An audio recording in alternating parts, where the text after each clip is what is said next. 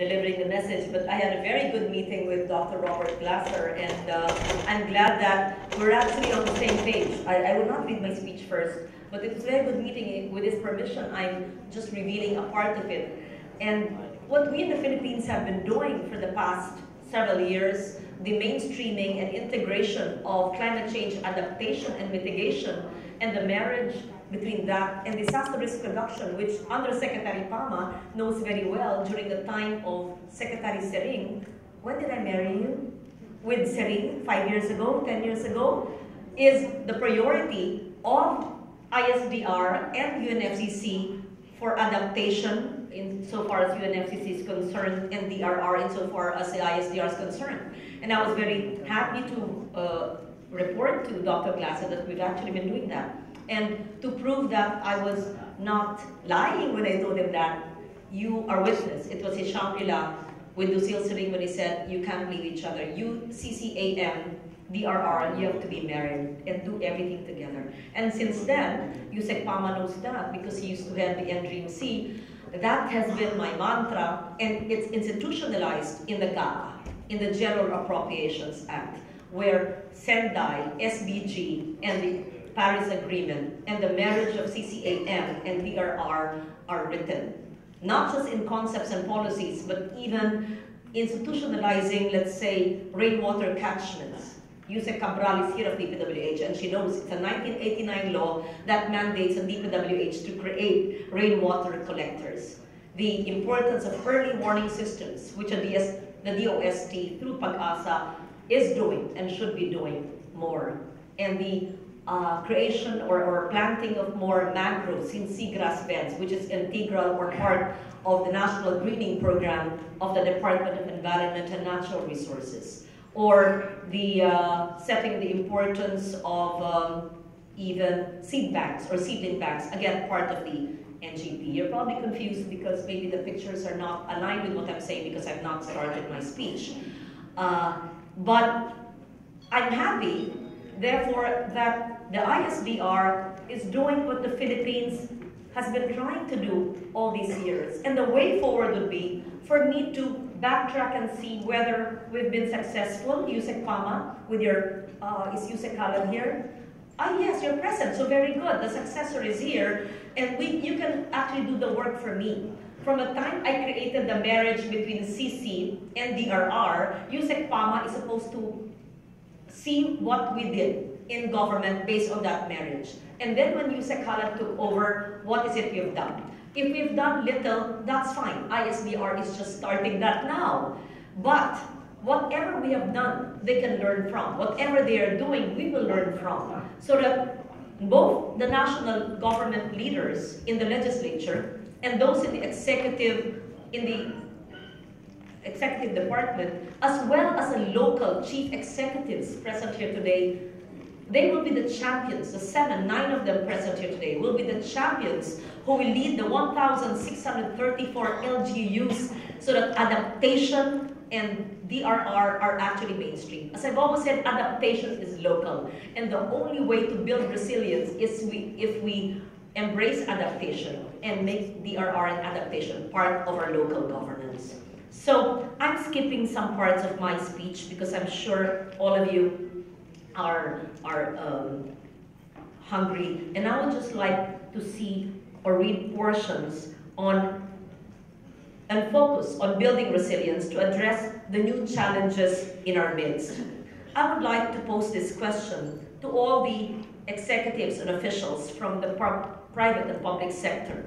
And I ask this question: what have we already contributed, and what else do we need to intend to do in enhancing our resilience and capacity to address climate change? How do we ensure that we sustain efforts towards being climate smart and disaster resilient? Resilience is not measured, I believe, by how fast we reconstruct, although that's part of it, or how fast we rebuild our infrastructure, let's say, in Marawi and areas which have been devastated, not by war, but by natural hazards. It should also not be measured by the billions of pesos that we allocate for rehabilitation, the dollars or euros that we acquire from foreign donors. This does not mean we discredit such efforts, because these are very important as well. But resilience is measured by the effectiveness of our processes and our systems in place in averting these disasters before they even strike. As Dr. Glasser mentioned to me, was it $50 trillion that will be invested within our region in Asia in the next 3 decades? And if we do not integrate or mainstream DRR and CCA into the way this infrastructure will be built, then we will have a catastrophic future. Is that the right way of describing it? And so the importance of embedding and mainstreaming DRR and CCA is so urgent that all the handseas of the world must embrace it as their own. And so to be resilient is to protect our people and the environment upon which many Filipinos depend on their livelihood.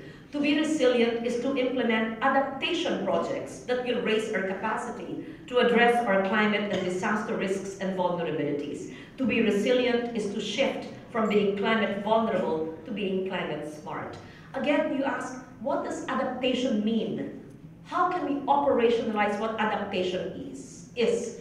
Seed banks, mangroves, seagrass beds, solar systems, renewable energy, transitioning to a low carbon economy which does not translate to low growth. In fact, double-digit GDP growth would even come faster if we track the journey towards sustainable development and the utilization of less fossil fuel and focus on renewable energy. And the importance of implementing simple laws like the ecological solid waste management so that our canals and streets are not strewn with garbage and solid waste when there are flash floods and typhoons.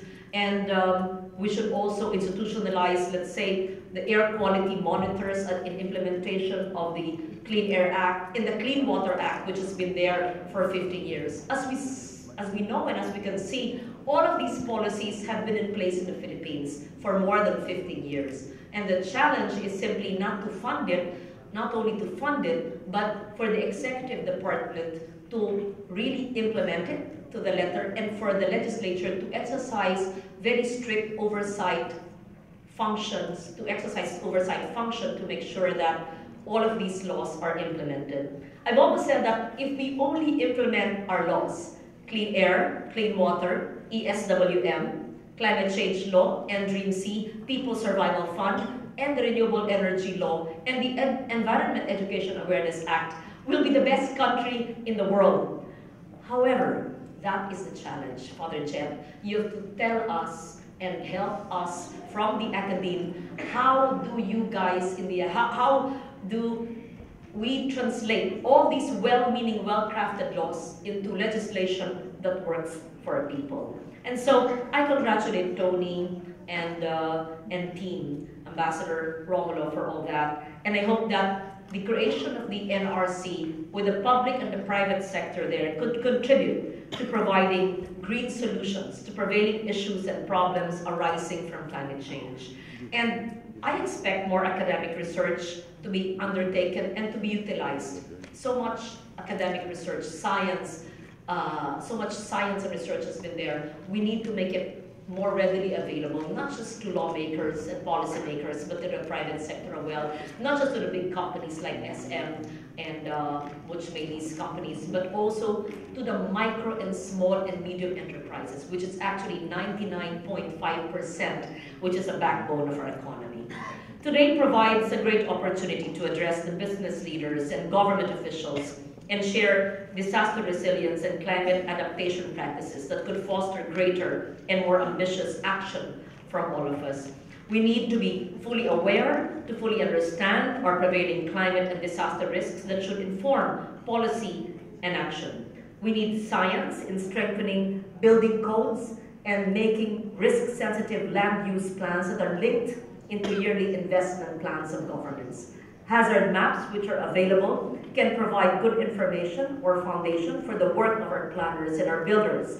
We need probabilistic maps and impact-based forecasts and risk-informed warnings through multi-hazard early warning systems. We must ensure that these instruments are not only delivered to leaders and policymakers, but also understood. For the past 10 years, I always asked the MGB of the DNR, the Mines and Geoscience Bureau, do you have your maps?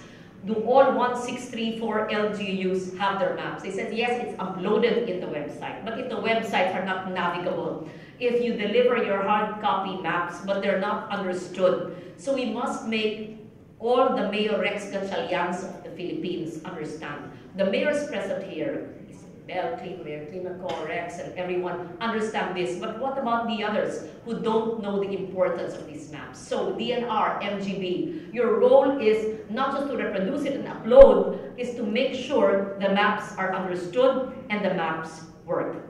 It is thus important for members of the academic community, scientists, researchers, professors, experts, to communicate the practical value of what they're doing, to contribute to serve current and future needs and interests of our communities. It is important for all of us to understand research information about real-life implications of how people and places are affected by natural hazards and climate change. Second, we should also scale up green financing to maximize green projects and resilience programs. Our national budget, to the best of my ability, is something that's climate adaptive and disaster resilient. And all the agencies know that, on how I really curbed the bias towards resilience in our national budget, even dictating what adaptation projects must be implemented. I will no longer go into that. But we've actually mainstreamed more than 50 climate provisions in our GAA, perhaps the only national budget in the world that is so climate adaptive. And sometimes they say, is she crazy? What is she talking about? But because half don't understand what they put in the budget, they just approve it. Okay, strike that out of the record. So with mainstream provisions, it is never debated on the floor. The numbers are debated, but the climate provisions, Father Jet, are never debated. That means my colleagues fully understand and embrace the climate provisions.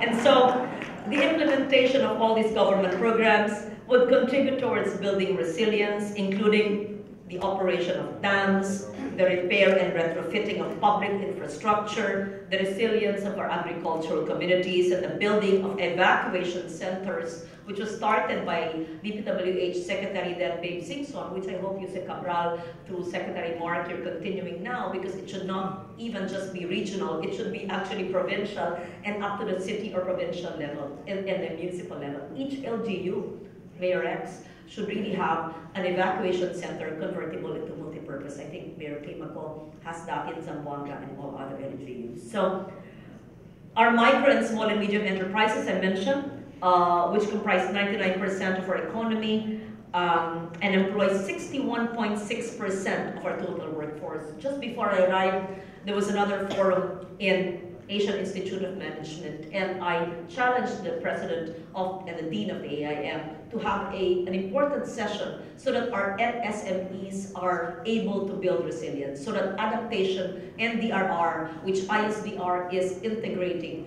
could actually be cascaded down to the SMEs of the Philippines and of the world. Because when you build resilience in our micro and small enterprises, then you build resilience of the source of livelihoods of that country.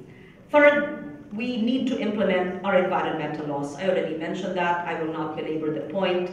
And laws in this country are not merely recommendations. We need stronger enforcement on all that. Having said everything that I did, all I want to say now that we've been talking for many, many years. We've been advocating and crafting policy. And the challenge now and the way forward is for all of us to operationalize all our knowledge, our brilliance, our science, and put it to work.